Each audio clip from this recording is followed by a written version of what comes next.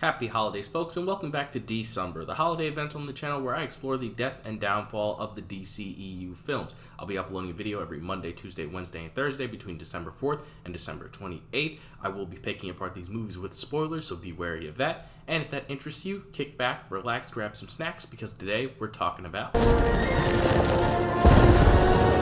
Unfortunately, I've come to the realization that I don't like this movie. When I saw it a few months ago in theaters, I thought it was just fine. It had some severe problems that I personally didn't agree with, but at the end of the day, it was just an okay superhero movie. But leading up to me rewatching it, I kind of dreaded getting to this movie because I didn't want to rewatch it. And then after rewatching it, it confirmed my feelings that I don't like this film. It's not good. It has a ton of problems, mainly with the writing, that caused me to truly and honestly dislike this movie, which is a shame because this should have been one of the best superhero movies ever made. A superhero movie based on the Flashpoint Paradox comic should be incredible. It should be one of the biggest things that makes a ton of money because that comic is awesome, and having it adapted into an awesome live action movie would be iconic. But despite them taking the skeleton, it's more like they took a few bones and then did whatever they wanted from that story, this movie just falls apart on so many aspects. The main ones that people will probably notice from the jump are the special effects. This movie had a horrible production process with multiple different directors and writers coming in and out of the filmmaking process. This movie taking years and years and years to actually get made and released, and I can just imagine how horrible it would be for the people working on this movie to shoot scenes and then make stuff, and then that creative team left and a new team came in. They had to start from scratch, and eventually leading up to this team and then having limited time to get the movie out. And I can forgive them for the special effects in this movie looking shoddy because I can't imagine the hell that they had to go through with Warner Brothers managing this movie that has just been shuffled around so many times. But what I cannot excuse is the writing. The writing is my true and honest biggest issue with this story. Starting off with Barry. I really do not like Ezra Miller's take on Barry Allen. I think he's fine as an actor. He hasn't really done anything that's really blown me away with his performances. But in regards to Barry Allen, I don't like the way his character is written. He's very much the quirky character, and as I mentioned in my Justice League video, I hate that kind of trope. It's just very annoying. It works in very limited circumstances. When the character is written really well, you can find a quirky character endearing, but most of the time you just gain secondhand embarrassment from them because of how weird and awkward they're acting, and I hate that feeling a lot. And that is just the energy he just exudes every time he's on screen. He talks super fast, he doesn't know when to shut up, he's always invasive, he acts super weird, he talks to himself, he constantly acts super unconventional, and that just makes me be like, oh bro, you're making me cringe. Can you just not? I don't want you anywhere on my screen right now, but you're the protagonist, so can the movie just be over so I don't have to deal with any of this? And the movie even addresses the fact that he is awkward and annoying with Barry in this movie meeting a younger version of himself. He addresses the fact that he finds himself annoying and he sees what people see when they complain about him. But addressing a problem as a joke and actually fixing it are not the same thing. So telling me that the main character is like, oh yeah, I can see how I can be annoying, versus him growing as a character and not being annoying are two very different things, because he doesn't stop being annoying throughout the course of the movie. He's less annoying than his younger self, which is nicer, but it doesn't fix the problem because his younger self is more annoying than the original was, and the original is still annoying, just slightly less than usual, which compounds into both of them being more annoying than him being by himself on a regular basis, and it's just stop it. Get some help. Barry Allen aside, you could tell this movie wasn't going to do well because the opening action sequence has nothing to do with the rest of the movie. There's one aspect in it that matters in the rest of the film, and that's that Barry remembers that he can time travel during this action sequence. But everything else that happens here doesn't do anything for the rest of the plot or themes in the movie. Case in point, Barry brings up the fact that he feels like the Justice League's janitor throughout this whole ordeal. You see, what happens is Barry is late for work. He ends up going to grab some food, but the lady that usually makes his sandwich is out sick. And while he's waiting for this new guy, who's slow and very talkative, to finish making his sandwich, he gets a call from Alfred and Bruce saying that they need his help with damage control in Gotham City after a bank heist by the Falcone family. So Barry rushes over there and he starts complaining to Alfred about the fact that he's just like the Justice League's janitor. He only gets called in when they need someone to like clean up stuff or save civilians, and he's more valuable to the team than just that. Now, this is an interesting thought process, and I thought it would be explored more throughout the rest of the movie, but the Justice League isn't in the rest of the movie because Barry is in an alternate timeline where they don't exist. So this whole point of him feeling like he's underappreciated by the Justice League never really comes back into play whatsoever. And then we're also introduced to this element of Barry's powers that he needs to keep his metabolism up in order to use his abilities at all. If his stomach is completely empty, his powers just stop working. And we see that during this sequence where he's saving a bunch of people, time starts to move at regular pace because he's starting to run out of anything to digest in his stomach. And I think that's interesting again, but they don't use it for the rest of the movie. So these elements feel like they're a part of a different Flash movie, one where Barry was going to prove himself to the Justice League as being a viable member of the team. However, that's not this movie. This movie is a time travel multiverse story about Barry saving his mother and destroying the world. So that's what this is about, and the Justice League has nothing to do with that. As a matter of fact, all of the Justice League members are either dead or turned into something else that have no relation to them. So, you know, there isn't really anything that connects to this whole feeling of like, oh, you know, I'm underappreciated by you guys. You're supposed to be my friends and respect me, because they're not in the rest of the movie. So this whole ideology just doesn't matter. So the movie really starts after this action scene where Barry goes into work and we get introduced to Iris West again, and we see Barry being upset with his coworkers who aren't really valuing the whole process of investigating a crime scene because their boss went around Barry's back on a project he was working on to announce who they had caught as the culprit. And Barry has strong feelings against this because his dad was arrested under false pretense, and he wants to make sure that people are proven to be the actual criminal before they're arrested due to his past grievances. And I completely understand that, and it's good character development for him.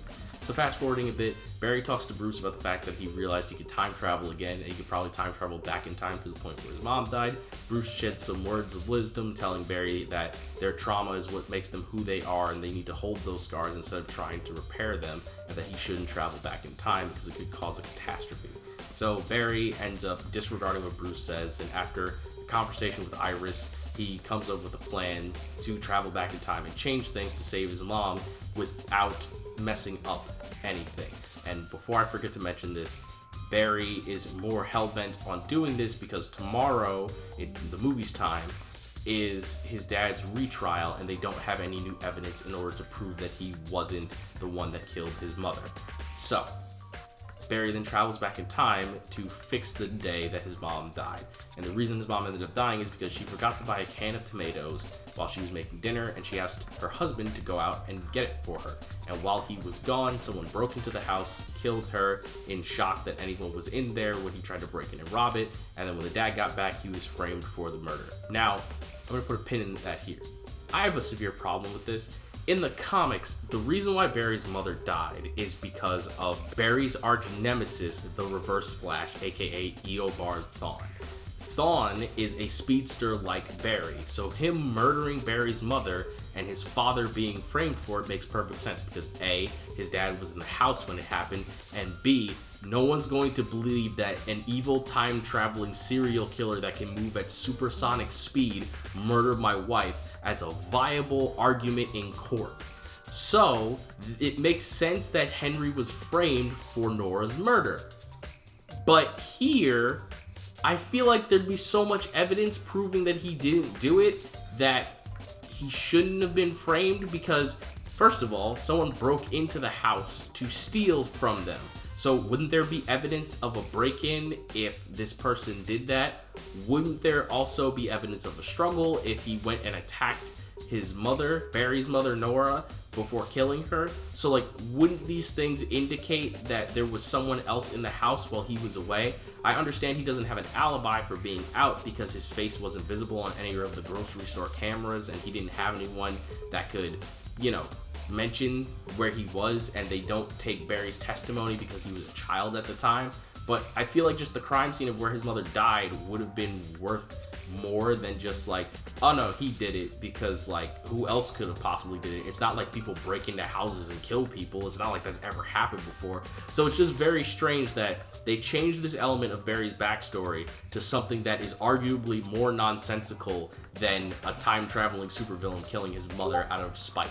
But anyway, as I was originally saying, Barry has now traveled back in time to do the one small change and save his mother's life. And if I'm being honest, the movie up until this point, although I have my problems with it, isn't really egregiously bad. That opening action sequence, although it doesn't connect to the rest of the movie, is still a fun action sequence. And then everything leading up to it that has to play with the rest of the themes, like his conversation with Bruce and meeting Iris, all of that stuff is handled decently. However, when Barry travels back in time, that is when everything completely goes off the rails and the movie just falls apart. So he originally makes a small change. He puts the can of tomatoes in his mom's basket, everything's fine, he's heading back to the present, and then all of a sudden he gets attacked by a speedster clad in all black. And Barry gets knocked out of the Speed Force, lands in the middle of the street in front of his old childhood home, and for whatever reason, Barry doesn't think for a second to make sure he's in the present. Like, he was running to the present. That's what he was doing. But mid-run, he stopped, looked, saw the evil speedster, got chin-checked by him, knocked out of the time stream, and then got up in front of his old family home. And never for a second, this man who can time travel anywhere and anywhen throughout history considered the thought that, someone interrupted my run. There's a possibility that I'm not where I'm supposed to be. He just gets up and is like, no, it's fine. I got knocked off course mid-route, so I should have ended up where I was trying to go. And what makes this worse is the visuals they showcase us for Barry time traveling. He's in like this weird bubble with everything in history happening around him towards the events that he's actually near. So as he's traveling through time, the events around him will change to whatever happened to him in his life during that time frame. And he gets to the point where he's 18. So we see like a birthday cake saying he's 18, showcasing that this is around the time that he was in 2013. And that's when he got knocked out of the time stream. I don't understand why he just never considered that he got knocked into the wrong place. Like, it's never a thought that passes through his mind whatsoever. He's just like, no, this is fine. So then he ends up stealing some clothes and going over to his house to meet his mother, and he's like all happy that she's there and perfectly fine. He hangs out with his dad a bit. They're all eating dinner, and then he realizes that he ended up in the wrong time because his mother's asking him stuff about going to college, and then he sees a younger version of himself walking up to the house. So he speeds off, grabs the younger version of himself, and then his younger version ends up seeing his face, which, like, I don't understand what his plan was here, because it's not like Barry knocked out his younger self. Like, he very clearly sees a version of himself that's younger. That would have been a clear indicator he's in the wrong time. But instead of going, oh, I'm not in the right time period because there's another me here, and everyone keeps saying I look older and that I'm in college, like, things aren't adding up. Or, you know, maybe running somewhere to grab a newspaper that'll say what day it is. He runs over and grabs his younger self, puts on some underwear on his head to try and mask his face, and his younger self just pulls the underwear off of his head and it's like, oh my god, there's another version of me. And then he just tells him everything about being a speedster in the future, about the Justice League, about traveling back in time. The only thing he doesn't tell them is that the reason he came back is because their mother is dead in the timeline where he's from.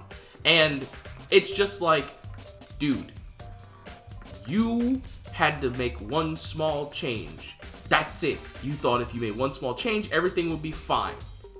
Telling yourself or kidnapping yourself to ask him questions about the present and then just telling him everything is the worst thing you could possibly do, and it will irreparably change the timeline. Because regardless of what Barry does now, his younger self now is self-aware that he gains superpowers and can time travel and all of the stuff that happens in the future. There's nothing he can do at this point to fix anything that he's done. Like, it's over. It's over now. So then, Barry, in his genius, decides that he's gonna go back to the future until he realizes that his younger self is supposed to get struck by lightning that day because of, you know, the perfect convenience of this movie. So that night is when Barry was supposed to be at CCPD, get struck by the lightning, and become the Flash. But he's like, well, my current version of myself doesn't become a analyst at CCPD because he doesn't need to. Our mom is fine, so he's not going to be one. So I have to take him there and let him get struck by lightning. But the thing is, Barry's whole basis for doing this is the fact that he believes that he is going to lose his powers because his younger self isn't going to get struck by lightning. But Barry still has his powers at this point. He uses them to help them break into CCPD to get his younger self struck by lightning. And it's just like, you still have the powers. You still have your powers. You could just go home right now. Like, you could just do that. But he got it in his head that, oh, well, I might lose my powers at some point and it'll stop me from going home if I don't get myself struck by lightning right now. And it's like, but your powers are still functioning. It'd be different if it was just like cause and effect. His younger self doesn't get struck by lightning, so Barry's powers are immediately lost afterwards, which is what happens in the original Flashpoint comic. After Barry changed history, when he got back to the present, he immediately lost his powers because he never became the Flash.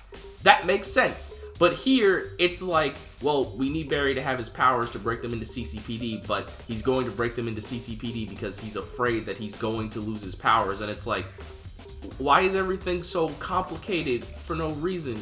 Why couldn't Barry just, I don't know, lose his powers as soon as he ended up through the time stream? Like, that would have made sense, but that's not what happens here.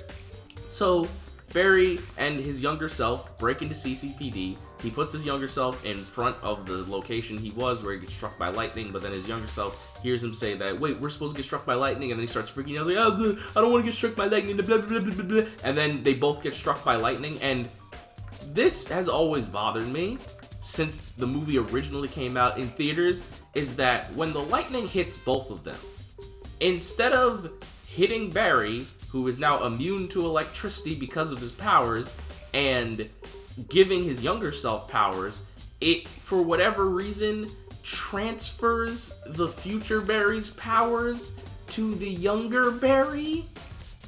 I don't understand why that happened, because, like, there aren't any other speedsters in the DCEU, so we don't really know the explanation behind them, but, like, it seems very strange to me that, like, the same lightning bolt that gave powers to Barry in the first place, now, instead of just hitting him and giving powers to his younger self, just hits him and transfers the power from his adult self to his younger self. Like, why does it do that?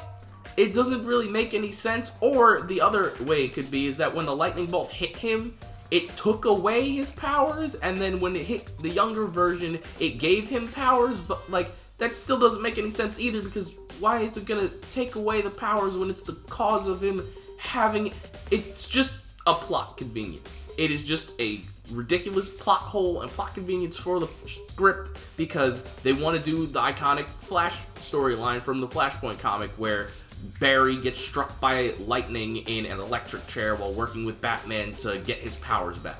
But, like, no, okay, you already made the movie so convoluted to try and get to this point that it's not worthwhile anymore. Because now, the whole reason this was done is because they want to have two Flashes in the final battle, and they want to have the iconic scene where Barry gets struck by lightning in the electric chair. So they're like, okay, we're gonna have them get struck by lightning at the same time. The older Barry's powers are gonna go to the younger Barry, so now he's gonna have powers, and the older Barry's not gonna have powers. And then later on in the movie, we could do the scene from the comic that everybody knows and loves, where Barry gets struck by lightning in the electric chair, and now we'll have two Flashes for the final battle at the end of the movie, and it's just like, this is so unnecessary. None of this was necessary. We didn't need any of this. This is so complicated for no reason. And here's the thing. Two speedsters is interesting when Barry is working with another person that's a speedster. Like any of the other litany of speedsters, like Impulse, Kid Flash, Jay Garrick, Jesse Quick. Like, there's so many speedsters that I would go insane trying to name them all.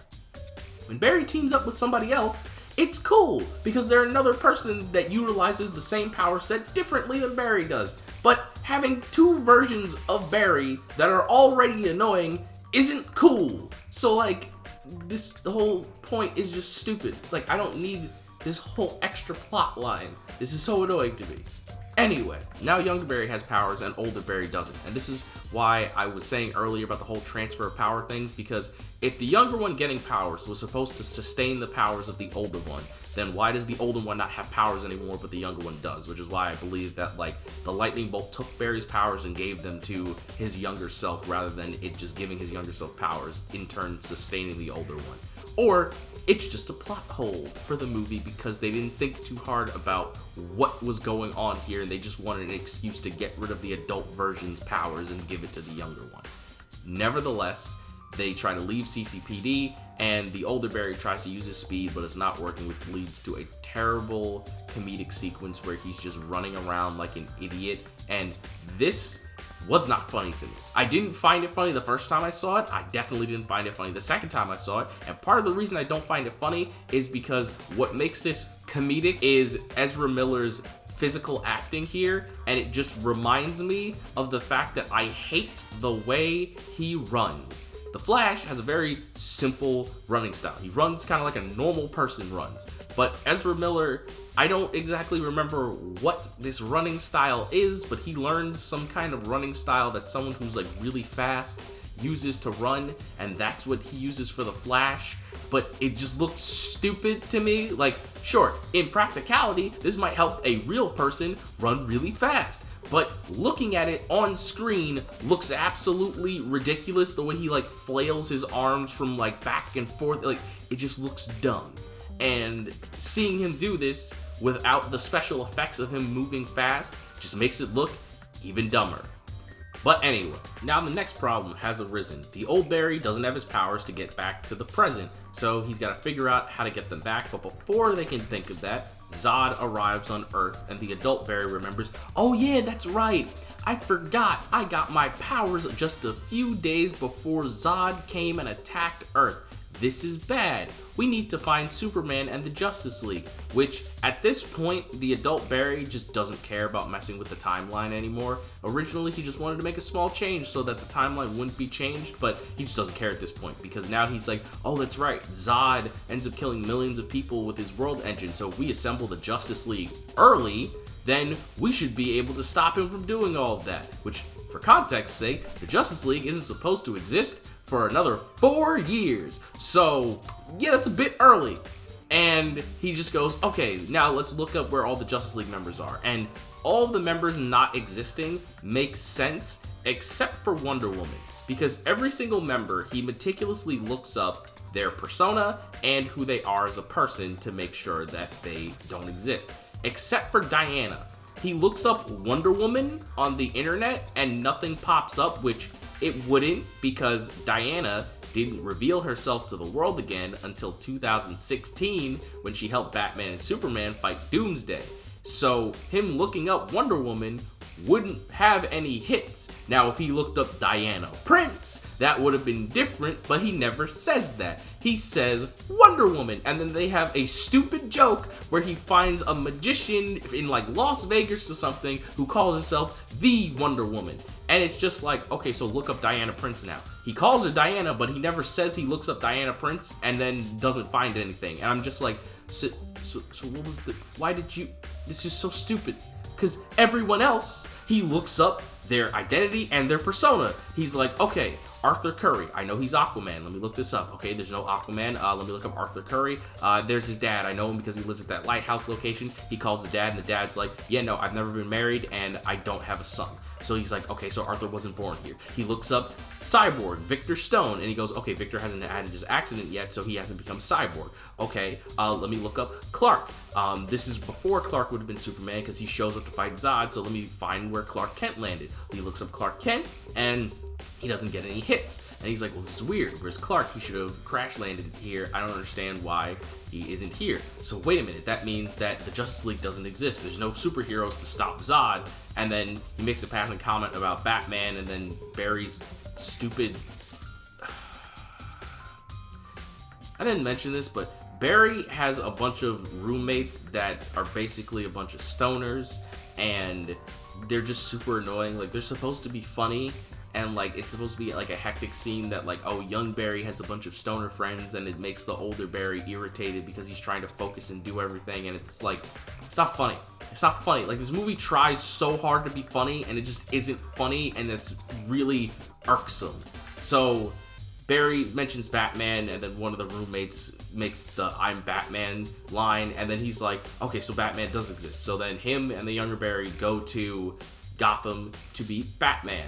So they show up at Bruce Wayne's manor, and then it's Michael Keaton, Bruce Wayne, and they get into like a little fight, and it's like whatever. And then we get the scene where they explain the multiverse, and I don't like this because this is so unnecessary.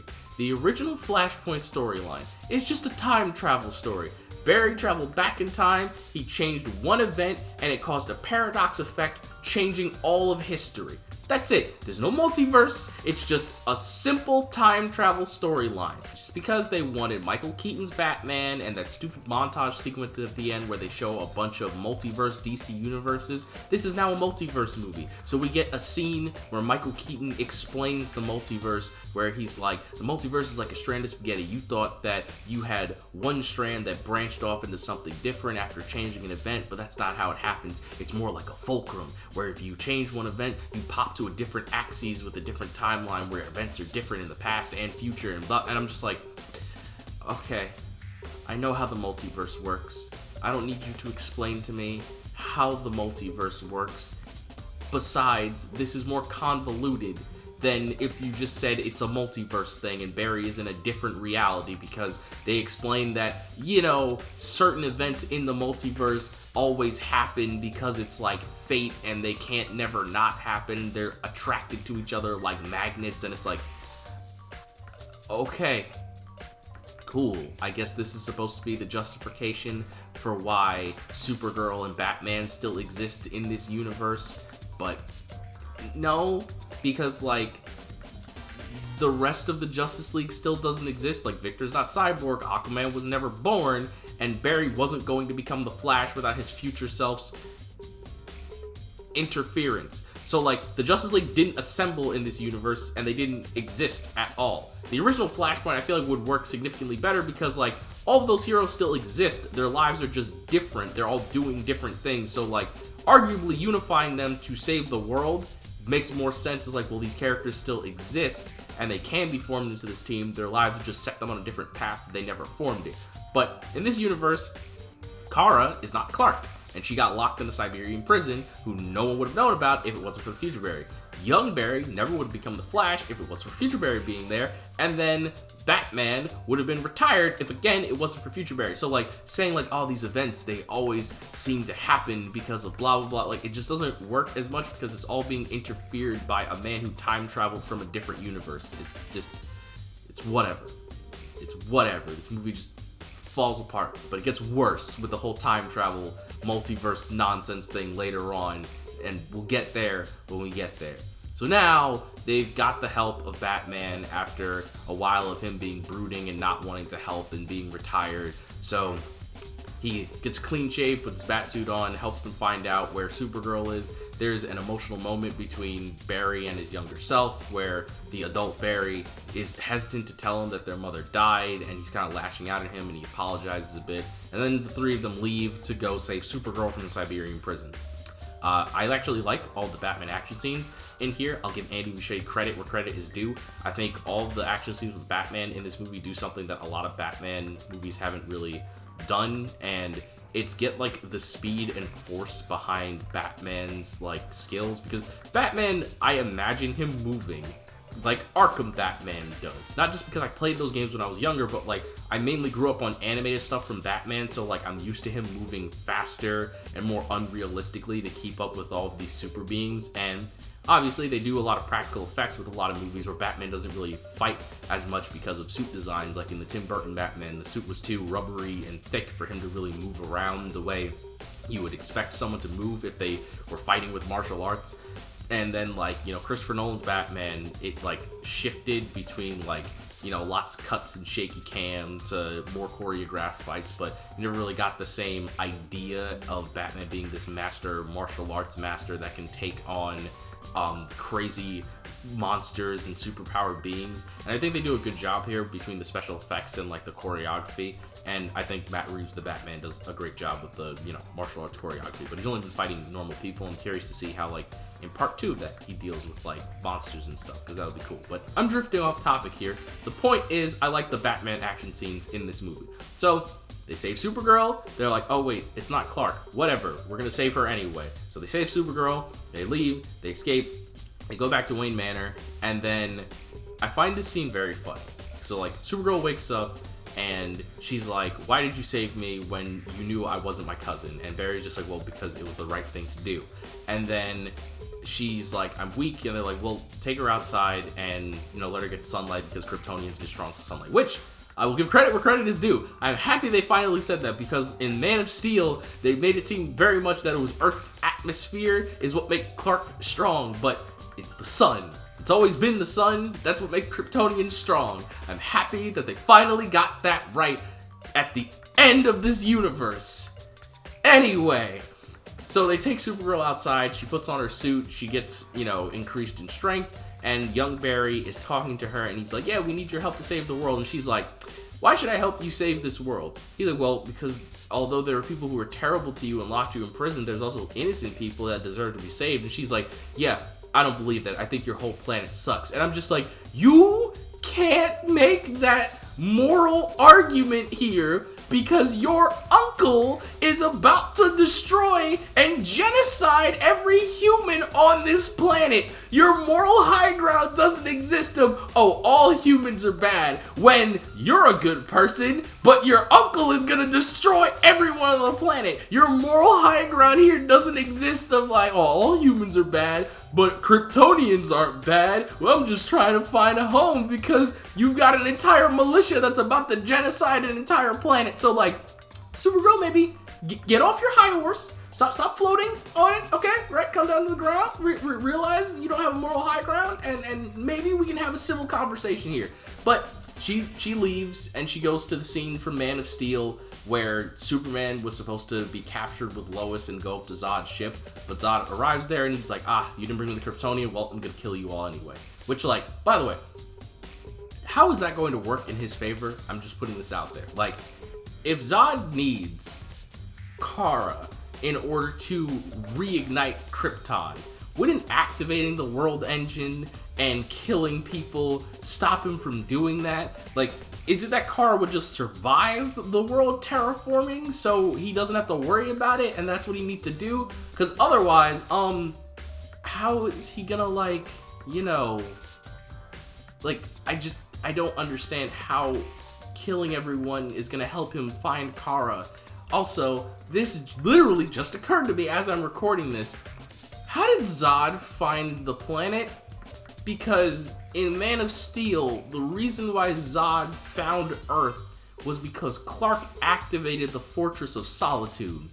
So it pinged Zod's ship that another Kryptonian ship was active in the galaxy. But Kara's been locked in prison ever since she arrived on Earth, so how did Zod find the planet for this to happen in the... You know what? Let's just... if I keep thinking like this, I'm gonna go down a crazy rabbit hole, so let's just move on. Okay, let's just move on. So anyway, Kara sees Zod kill all the people and decide to activate the world engine, and she decides to leave and go help Barry and Batman and other Barry save the world from Zod. And while all that was happening, the adult Barry and Batman figure out how to rig up a system that should replicate Barry's experiment to turn him into the Flash. Now, I will mention, this scene was significantly cooler in the animated Flashpoint movie that came out years earlier. But this scene is just kind of whatever. It's not nearly as cool as it was back then or in the comic. It's just like a poor imitation of what that scene was, and it's quite disappointing in my opinion. So Barry sits on the chair, they hook it up, Batman pulls the lever, Barry gets shocked by lightning, and nothing happens. He doesn't get his powers, he's like dying, and he's like, do it again, I need the powers back. And Bruce tries to pull the lever again, but the system's fried and the lightning can't strike. So then young Barry's like, well, what are we supposed to do? And then Supergirl shows up, picks up Barry, flies him into the sky to have him get shocked by lightning. I think that shot is cool, like it looks nice, but I still prefer the original way that Barry got it, is that Barry got struck by lightning the first time. It failed, and then he got like 4th degree burns over his body, like everywhere. And in the Flashpoint comic, Batman is Thomas Wayne, but I'll talk about that towards the end of the video. Batman's like, you're gonna die if we try and do this again. He's like, well, I have to do this again, otherwise we can't fix anything. So then he gets shocked again, and then it sends Batman flying off of Wayne Manor, but then Barry's powers kick back in, his body heals completely, and then he zips over and grabs Batman. He's just like, see, told you I was fast. And I'm just like, I like that. That's cute. I like that scene a lot. And this scene it's just whatever. It just kind of happens. So now we're at the final battle. Zod is attacking, and he has an army now, which, like, he didn't have an army in Man of Steel. I'm doing it again. I'm going down the rabbit hole. There's just an army so that the two Flashes have people to fight while Batman and Supergirl are dealing with Zod and, like, other things. So they're fighting, and then we get brought over to the fact that they can't win. Supergirl can't beat Zod, Batman dies, and then the young Barry is like, okay, we can travel back in time and fix everything. So they start traveling back in time to fix things, and then the adult Barry realizes that they can't win. This fight is inevitable, it's a fixed point in the multiverse, and they cannot save this world. But the young Barry refuses to lose the fight. He refuses to let anyone die, and he keeps traveling back in time again and again and again, getting more and more damage every single time he travels back. And then he's just like, listen, he's like, we can't do anything here. The adult Barry is saying this. He's like, we can't save these people, and I caused this world to exist because I tried to save Mom. And the young Barry's like, yeah, I know. I eavesdropped when you were talking to Bruce earlier, so I know Mom dies. He's like, well, I'm not letting that happen. Mom's gonna live, Supergirl's gonna live, Batman's gonna live, we're gonna beat Zod, I'm gonna keep traveling back in time until I get this right. And then that is when the Dark Flash shows up, and we learn that the Dark Flash that knocked Barry out of the timeline is actually an evil older version of the young Barry, who has been traveling through time over and over and over and over again, trying to save Supergirl and Batman and defeat Zod, and it just hasn't been working at all. He can't do it, and he refuses to accept it. And then this is when we get introduced to the dumbest thing that I hate, and I ranted a lot about it in my original Flash review. But the evil Dark Barry says to our Barry that he knocked him out of the Speed Force while he was traveling through time into 2013 so that he could create him, so that he would take the younger Barry to get struck by lightning and gain the powers so that he would be able to enter this whole time loop paradoxical effect thing, and that's how he says they're able to exist. Now, I hate this specifically because I don't like time loops. They are the most annoying and complicated aspect of time travel media. And for whatever reason, people just love doing them when it comes to the Flash. They did it in the Flash TV show, they did it in this Flash movie, and it's really stupid. And they handle them both as poorly as each other. You see, here's my core thesis when it comes to a time loop. A time loop has to have an initial timeline where some kind of event happened that resulted in the events looping. And the perfect example of this is the Dragon Quest animated movie called Your Story. In that movie, the main character ended up stealing a gem from a dragon when he was a little kid. That gem is the only thing that allows that dragon to transform from his human form into his dragon form. And then at the end of the movie, when he's an adult, he meets this dragon again and needs his help. He goes to return the gem to him so he could turn into his dragon form and they could work together to save the world. But over the course of his life, the gem has shattered into like a million pieces, and he's like, oh man, you can't use it like this, what are we supposed to do?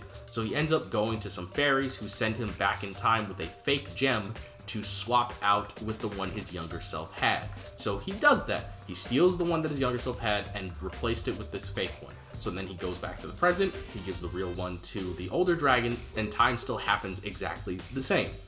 Nothing is changed. His younger self still steals the original gem from the dragon, and he doesn't know it's been swapped out throughout the entire course of his life. And now the future one has the real gem and gave it to the one that needs it. It created the loop. You can see where there's an original timeline where he had the original gem, it broke, and then he's like, oh, what are we supposed to do? Goes to the fairies, they give him the fake one, sends it back in time to steal an unbroken gem from his younger self, replacing with the fake one, and now there's this loop where he's carrying the fake gem after it being stolen from a different timeline version of himself until he's an adult, and he becomes that version that travels back in time and steals the real one. You can see how everything started out as one linear line that then became a loop of going round and round and round of this whole story. I like that. It makes sense because there's a clear cause and effect for how the time loop happened. But in both the Flash TV show and the Flash movie, their explanation for why this nonsensical time loop exists, where there's an evil Barry trying to force the younger version of himself to do something, which that's what happens in both of them, is that in Savitar, or in the Flash TV show, he is evil and caused a bunch of pain to Barry to create himself, the same way Dark Flash is doing the same thing here. The reason why both of those don't work is because their explanation for how this time loop happened is that it just happened. Because time paradox, so it happened. And I hate that explanation because it's like, you're just telling me that you didn't think of how this would make sense. You just wanted to have an evil Barry, so instead of writing a complex and interesting storyline about how there's an evil Barry that exists, you just said, time paradox is the reason. And then said, no one's gonna care or think about it, we're just gonna continue with the movie because no one actually cares about how this happened. We're just gonna say, time paradox, that solves all of our problems, right? No. Okay? No. It works in the sense of absurd things. Like in the original Flashpoint storyline, Barry causing the time paradox by saving his mother, rippling throughout time, changing a bunch of events. It's like, yeah, sure, it's nonsensical that Barry saving his mother caused a random event to happen that resulted in Bruce Wayne's parents being the ones who survive and Bruce dying in Crime Alley, causing history to be different.